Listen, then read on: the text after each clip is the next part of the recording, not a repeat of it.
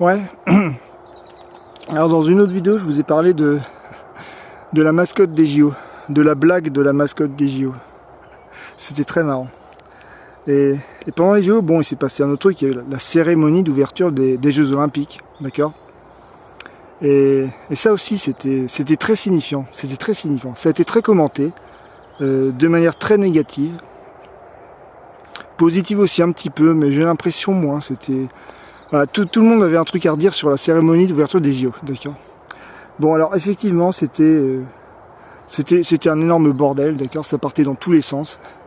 Voilà, c'était un mec qui avait organisé ça. C'était un mec qui cherchait à performer, à faire le malin, d'accord. C'était une danse du pan. Bon, c'est vrai.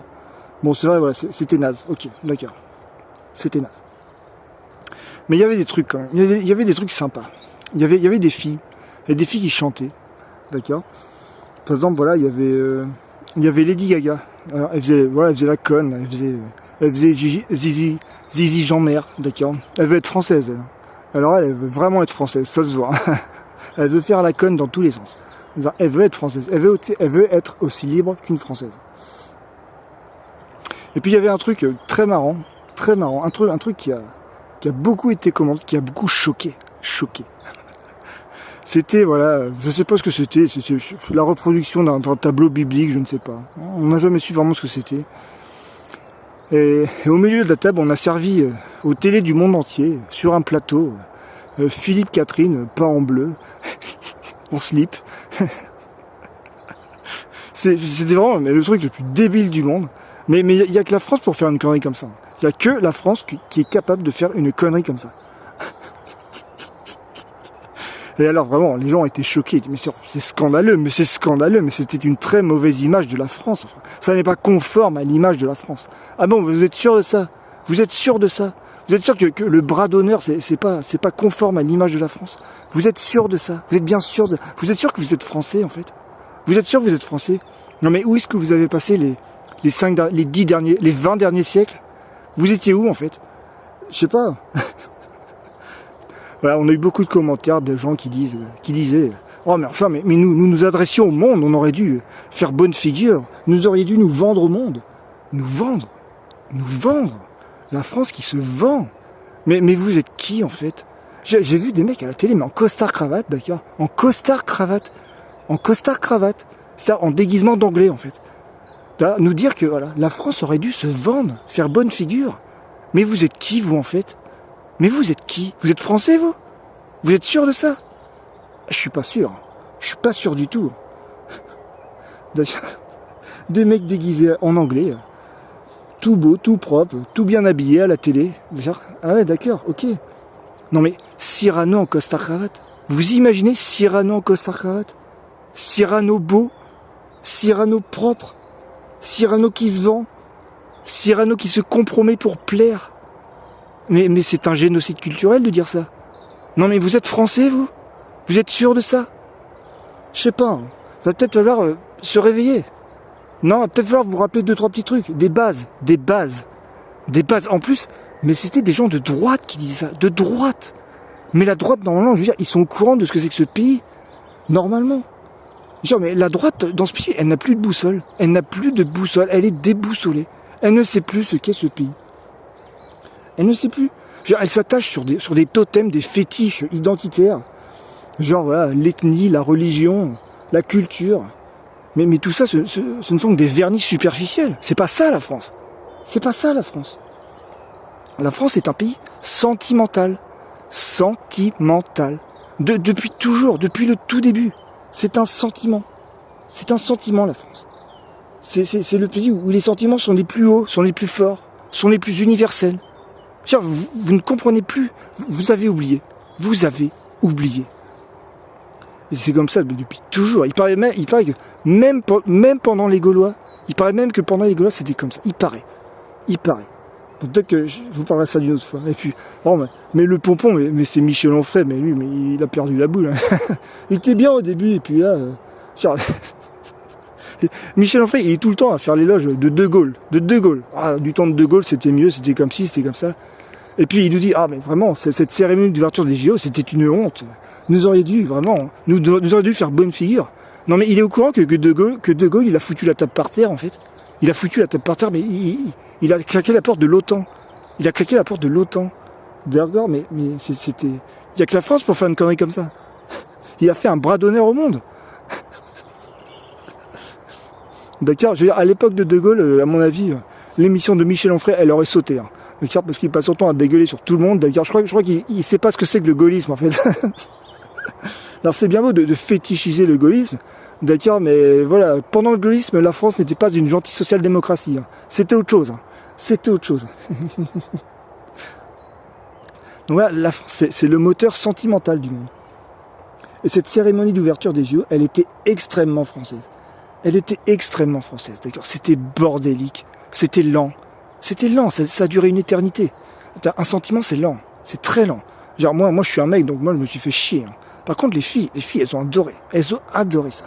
Genre, c'est les mecs qui ont pas arrêté de dégueuler sur la cérémonie pour me dire voilà, que c'est bien, que c'est pas bien, que c'est machin, qu'on a vu ci, qu'on a vu ça. Ils voulaient performer dans l'analyse. Toujours pareil. Mais les filles, elles, voilà, elles ont dit moins de trucs. Elles ont apprécié le sentiment. Elles ont pris le temps d'apprécier le sentiment de cette cérémonie. Elles voient des choses que nous, on ne voit pas. Les hommes, ils veulent réglementer. Ils veulent dire c'est bien, c'est pas bien, machin. Mais non, on s'en fout. On s'en fout de ta vie, Christian. On s'en fout de ta vie, en fait. Bon, bah voilà, tout ça, voilà, ça vient de la langue française. Cette langue, elle nous rend comme ça. Voilà, on est des coups des stocks sur pattes. Cette cérémonie, c'était un coup des stocks lancé au monde. On a fait un bras d'honneur au monde. Philippe Catherine, pas en bleu, en slip sur une table. Mais c'était un bras d'honneur au monde. Mais allez tous vous faire foutre. On est la France, on fait ce qu'on veut. D'accord. Mais pourquoi ? Eh bien parce que nous avons l'esprit d'abondance. L'esprit d'abondance. De toutes les abondances. De toutes les manières. Quoi qu'en disent les Cassandres. Quoi qu'en disent les Cassandres qui veulent enterrer ce pays qui ne mourra jamais. Un sentiment, ça ne meurt jamais. Ça ne meurt jamais. D'ailleurs, je vais vous dire un truc. Je vais vous dire pourquoi cette cérémonie était une immense réussite. Même si c'était naze. Franchement, moi je suis un mec dont je me suis fait chier dans ce truc. Pourquoi ? Parce qu'à la fin, à la fin de la cérémonie, on a vu Céline Dion. Céline Dion, elle voulait plus chanter. Elle voulait plus chanter. Puis elle est revenue pour chanter en haut de la Tour Eiffel. Elle a chanté l'hymne à l'amour en haut de la Tour. Enfin non, c'était voilà, à l'étage de la Tour Eiffel. Céline Dion a chanté, d'accord. Alors moi je m'en fous, je suis un mec, d'accord. Mais il paraît que c'était très émouvant. Les filles, elles ont trouvé ça extrêmement émouvant, extrêmement émouvant. Et je crois qu'on va avoir la preuve que cette cérémonie était une immense réussite. Vous savez pourquoi ? Parce que la cérémonie c'était en juillet, d'accord. Donc si on compte 9 mois plus tard, on va tomber en avril, d'accord, c'est bientôt, d'accord. Je pense qu'en avril, on va avoir un gros pic de natalité dans ce pays. Je pense. À mon avis, je pense. Parce que genre, voir Céline Dion chanter l'hymne à l'amour en haut de la Tour Eiffel, genre, ça a donné envie aux Françaises de faire un bébé, à mon avis. À mon avis, on va avoir un gros pic de natalité au mois d'avril. Vous voyez ? Voilà, et ce sera la preuve. Et à mon avis, voilà, tous les cassants, tous ceux qui ont dégueulé sur cette cérémonie, ils vont manger leur chapeau au mois d'avril. Parce qu'il va y avoir plein de bébés qui vont naître, d'accord ? Et qui vont vous faire un beau bras d'honneur, d'accord ?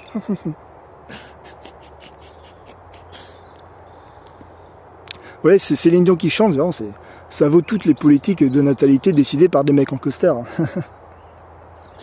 Il y a plein de masculinistes là, qui demandent à ce qu'on établisse des politiques de natalité, d'accord ? Faut dire aux femmes, faites des bébés, faut essayer de les pousser à faire faut leur filer du poignon pour qu'elles fassent des bébés, mais ça sert à rien. Mais ça sert à rien. Culpabiliser les femmes, pointer du doigt les femmes en leur disant faites des bébés, ça sert à rien. Ça sert à rien. Les femmes, pour faire des bébés, voilà, elles veulent un sentiment.